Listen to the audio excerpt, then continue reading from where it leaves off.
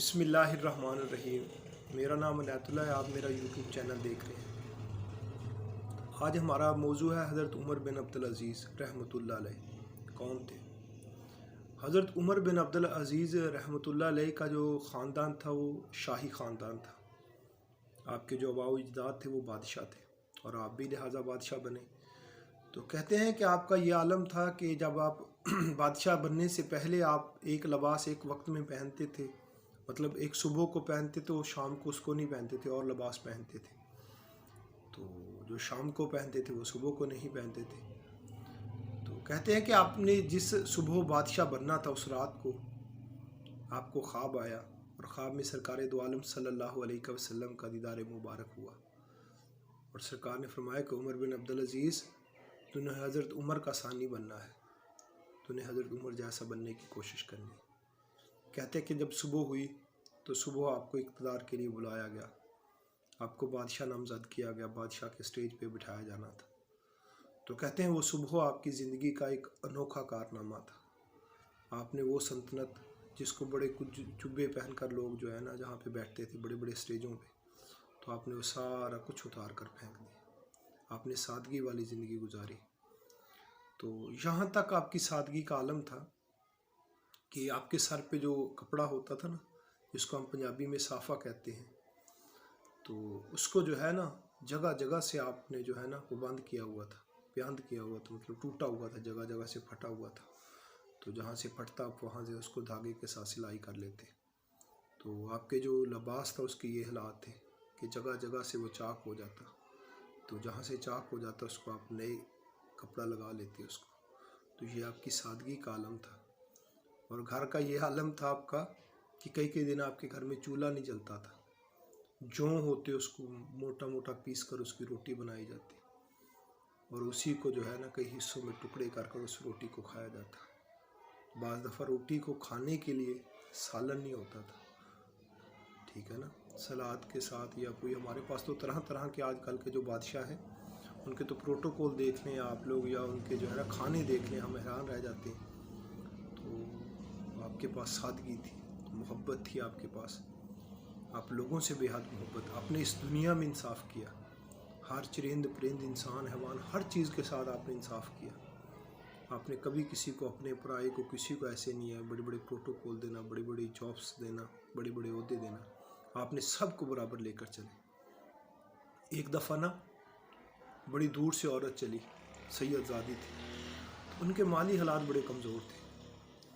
तो उन्होंने आपका नाम सुना तो उधर से चल पड़ी। चलते चलते काफ़ी सफ़र के बाद, काफ़ी दिन लगने के बाद आपके पास पहुंची। तो जब घर में आई तो आपके घर का दरवाज़ा भी नहीं था, कच्ची दीवार, वो भी छोटी छोटी सी थी।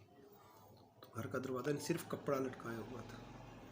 तो बाहर आकर आवाज़ लगाई तो अंदर आपकी बीवी बैठी थी, बर्तन धो रही थी। तो जब बर्तन धो रही थी तो उन्होंने पूछा कि हमने ये खलीफा का घर है? उन्होंने कहा जी ये खलीफा का घर है।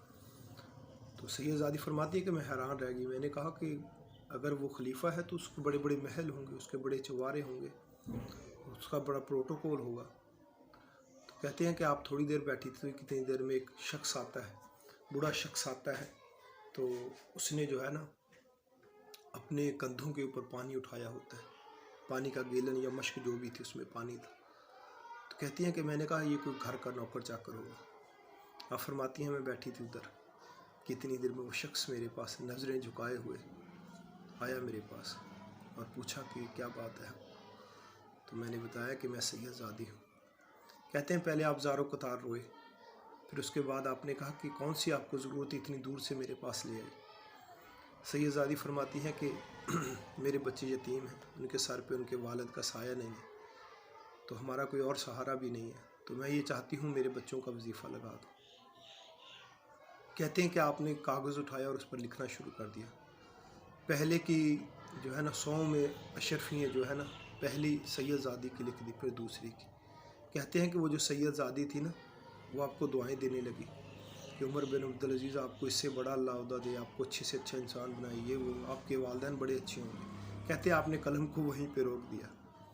आपने फरमाया कि अब तक मैं अल्लाह और अल्लाह के रसूल के लिए था, उनकी तारीफ़ सबसे बढ़कर है। कहते हैं कि अब मेरी आपने तारीफ़ शुरू कर दी है تو لہٰذا یہ 2 بچیوں کا ہی آپ کا وظیفہ جو ہے نا بس اللہ کی راہ میں جو ہے نا قبول ہو جائے گا انشاءاللہ۔ تو آپ جائیں تو ان 2 وظیفوں کے ساتھ آپ کے گھر کا گزارا ہوتا رہے گا۔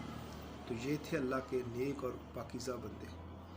کہتے ہیں کہ وہ سید زادی اپنے علاقے میں نہیں پہنچی تھی کہ پیچھے سے ان کے شہر میں اعلان ہونا شروع ہو گیا کہ حضرت عمر بن عبدالعزیز اس دنیا سے رخصت ہو گئے، اس دنیا سے وصال پا گئے۔ تو کہتے ہیں سید زادی زور و قطار رونے لگی کہ وہ شخص جو اتنا سادہ تھا، اتنا سادہ بولتا تھا، اتنا سادہ لباس پہنتا تھا، اتنا سادہ کھاتا تھا، اس کو اللہ سبحان اللہ تعالیٰ نے۔ تو ہم سب کو حضرت عمر بن عبدالعزیز جیسے شخص ٹھیک ہے کا پیروکار بننا چاہیے، ان جیسی زندگی گزارنی چاہیے۔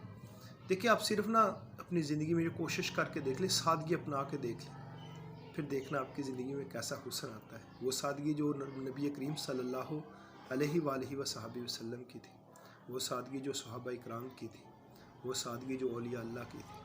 اللہ ہم سب کو ان اپنے افکار کا جو ہے نا نقش قدم پر چلنے کی توفیق عطا فرمائے، اچھا اور نیک انسان بننے کی توفیق عطا فرمائے۔ والسلام۔